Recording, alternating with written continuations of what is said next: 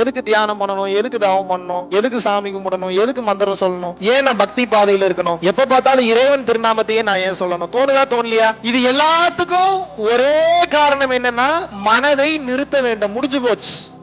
நீங்க செய்யற செயல், பேசுற பேச்சு, விடுற மூச்சு, யோசிக்கிற யோசனை, வருகின்ற எண்ணங்கள் அனைத்தும் எங்க ரெக்கார்ட் ஆகிட்டு இருக்கு? சென்டர் பாயிண்ட், சுழுமுனை மையம். Each and every activity is getting recorded. தப்பிக்கிறதுலாம் வாய்ப்பே இல்லை. இறைவன் மேல இருந்து பார்த்துட்டு இருக்கான், மேல இருந்து பார்த்துட்டு இருக்கான். எங்க மேல இருந்து பார்க்கறான்? இங்க இருந்து பார்த்துட்டு இருக்கான். இங்க இருந்து இந்த உடலை மேய்ச்சிக்கிட்டு இருக்கான். இவன் போயிட்டானா சத்து போச்சு. சத்துனா அதான் சத்து, வேற எதுவுமே சத்து கிடையாது. சத்து போச்சதான் செத்து போச்சுன்னு மாத்திட்டாங்க. ஒரு பொருள் என்னோடது, எனக்கானது நினைச்சீங்கன்னா வலிக்கும். உண்மையான தெளிவு, உண்மையான ஞான நிலை என்னன்னு நீங்க கேட்டீங்கன்னா, அது இருக்கிற இடத்துல இருந்து அழகா ரசிக்கணும் தூரத்துல இருந்து. இதுதான் பக்குவம், இதுதான் ஞானம். இதை உங்களுக்கு யாருமே சொல்லி கொடுக்கல.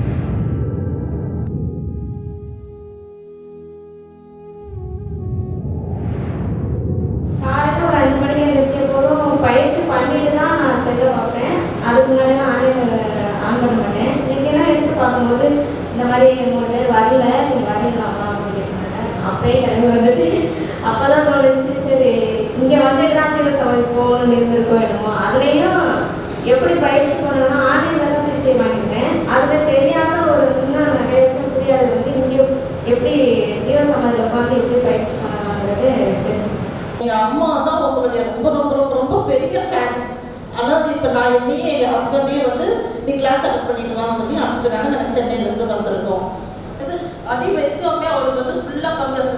3 மாசமா வெறும் பால், வெறும் தண்ணி, அதை குடிக்கிறதுக்கே ரொம்ப ரொம்ப கஷ்டப்பட்டேன். அவங்க அந்த பொண்ணு என்ன பண்ணுறா, இப்போ அதாவது பரம்பரைக்கு பணம் மட்டும்தான் கட்டணுன்னேன், மருந்து இன்னும் வரல. அதுக்குள்ள அவள் மருந்து வரல, மருந்து லேட்டாக தான் வந்தது. அதுக்குள்ள அந்த பொண்ணு சாப்பிட ஆரம்பிச்சிட்டா. நான் என்ன சொன்னேன், நீங்க ஒன்றும் பண்ணாதீங்க, வீட்டில் என்ன செஞ்சீங்களோ இல்லையா, கடையில் 1 மணிக்கு கடை இல்லை, ஓகே வீட்டில் என்ன இருக்கு எடுத்துட்டு போய் கொடுங்க, யாராவது கொடுங்க சொல்லி சொன்னான். சொன்ன பிறகு அதே போல அவங்க ஃபாலோ பண்ணாங்க. ஃபாலோ பண்ணது உடனே அடுத்த செகண்ட் இப்போ அவளை சாப்பிட்றா, நல்லா இருக்கா. ஒரே சமயத்தில் 3 பேருக்கு பிரச்சனை வந்தது. 3 பேருமே நல்லா இருக்காங்க, எந்த பிரச்சனையுமே இல்லை. இப்போ நல்லா இருக்காங்கல்ல? நல்லா இருக்காங்க, ஹாப்பியா இருக்காங்கல்ல? ஹாப்பியா. நாங்க தனியா பண்ண அன்னதானத்தை விட இங்க உங்களுக்கு நாங்க பணம் கட்டுறோம் பாருங்க, அது பெரிய மிராக்கிள் நடக்குது. இது நாங்க தான் பேச வைக்கிறப்பா, நான் ஏதோ ஆள் கூட்டு பேச வைக்கிறேன் நினைச்சிருக்கோம். எப்படி அந்த மாதிரி காசு கூட பேசுறாங்க, வேற பேசுறாங்கப்பா, வேற ஒவ்வொருத்தரும் இப்ப வீட்டுல பிரச்சனையா ஒண்ணு இல்ல, பணம் கொடுத்து காசு அனுப்பு, அவ்வளவுதான்.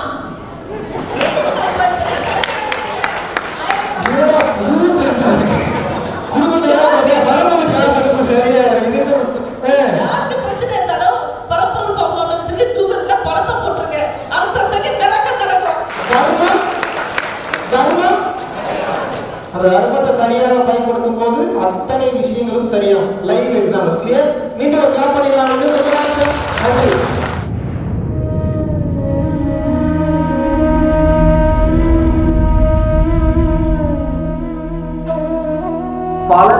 மக்களுக்கு உணவளித்து அவர்களுடைய பசிப்பினியை ஆற்றுவதற்குண்டான ஒரு மாபெரும் வாய்ப்பை அந்த பிரபஞ்சமும் மக்களாகி நீங்களும் இன்றைக்கு நமது அறக்கட்டளைக்கும் அறக்கட்டளையினுடைய நிர்வாகிகளுக்கும் மற்றும் தன்னார்வ தொண்டர்களுக்கும் நீங்கள் வழங்கியிருக்கின்றீர்கள். அதன் மூலியமாக பல உயிர்களுக்கு அன்னதானம் பண்ணிட்டு இருந்திருக்கோம். பல உயிர்களுக்கு பார்த்தீங்கன்னா வஸ்திர தானம், துணிமணி எடுத்து கொடுத்துருக்கோம்.